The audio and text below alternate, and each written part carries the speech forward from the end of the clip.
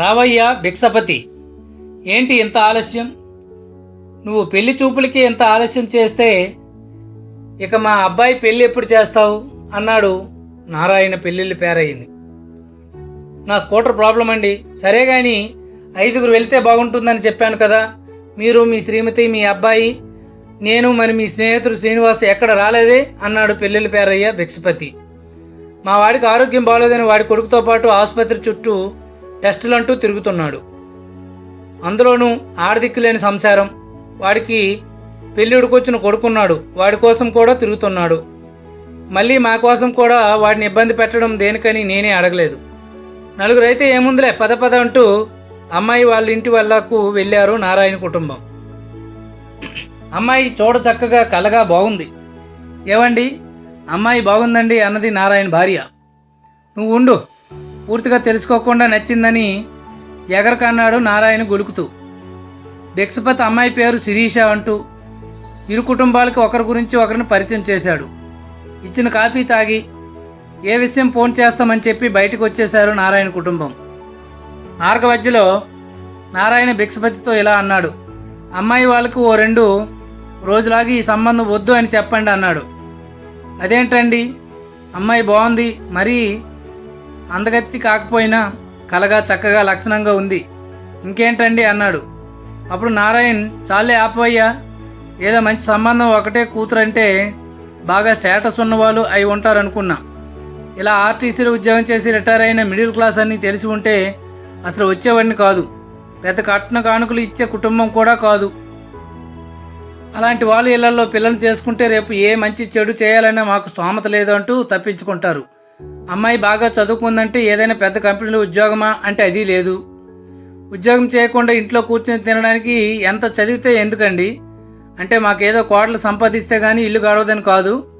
కానీ మా చుట్టాల్లో కోడలు అందరూ పెద్ద పెద్ద కంపెనీలో గవర్నమెంట్ ఉద్యోగాలు చేస్తూ మంచి స్టేటస్లో ఉన్నారు. మా కోడలు కూడా అలా చేస్తేనే కదా మా చుట్టాల్లో మా స్టేటస్ నిలబడేది అని పెళ్ళిళ్ళ పేరయ్య మీద అరిచాడు నారాయణ.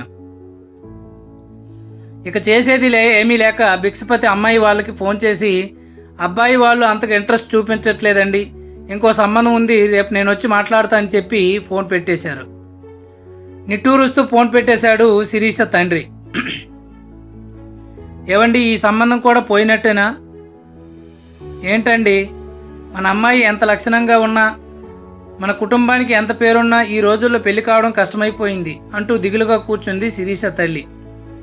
అప్పుడు శిరీష దగ్గరికి వచ్చి, అమ్మ, ఏదైనా లోపాలు ఉన్న వాళ్ళు బాధపడాలి, భయపడాలి, మనం ఎందుకు భయపడాలి? మనకంతా మంచి జరుగుతుంది, నిశ్చింతగా ఉండు. నీకు నడుము నొప్పికి ఒక పొడి చేసి ఇచ్చా, అది తినమని చెప్పాను, తిన్నావా అంటూ టాపిక్ డైవర్ట్ చేయడానికి చూసింది శిరీష.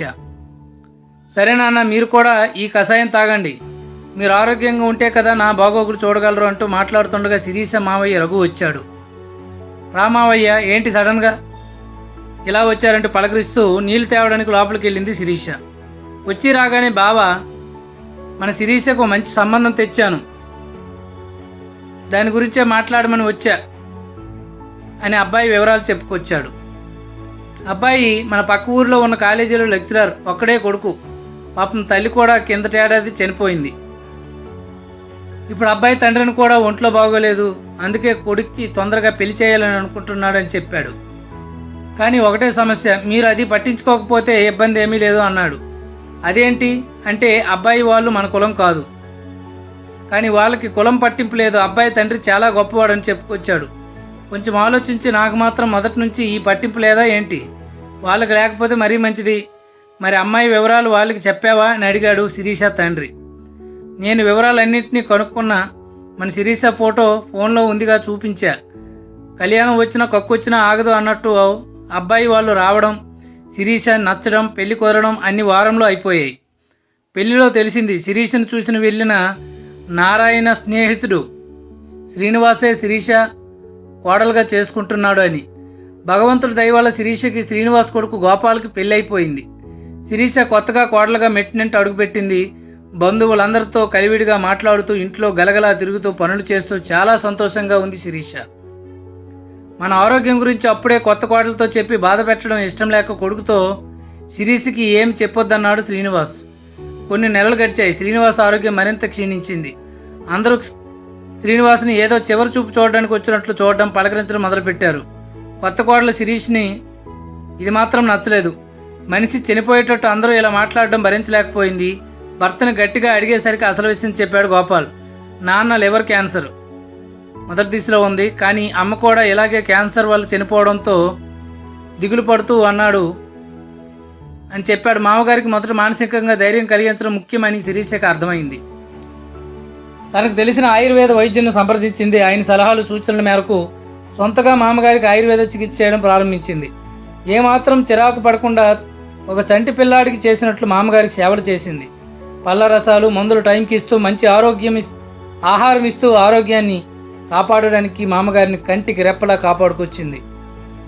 చదువుకున్న అమ్మాయి కావడంతో హాస్పిటల్ తీసుకెళ్లడం, టెస్టులు చేయించడం అన్నీ తానే దగ్గరుండి చూసుకుంది. 3 నెలల్లో శ్రీనివాస్ నెమ్మదిగా కోలుకోవడం ప్రారంభించాడు. డాక్టర్ రిపోర్ట్స్ కూడా చూసి షాక్ అయ్యారు. క్యాన్సర్ నయమవుతుందని, ఆయన మానసికంగా చాలా దృఢంగా ఉన్నారని చెప్పారు.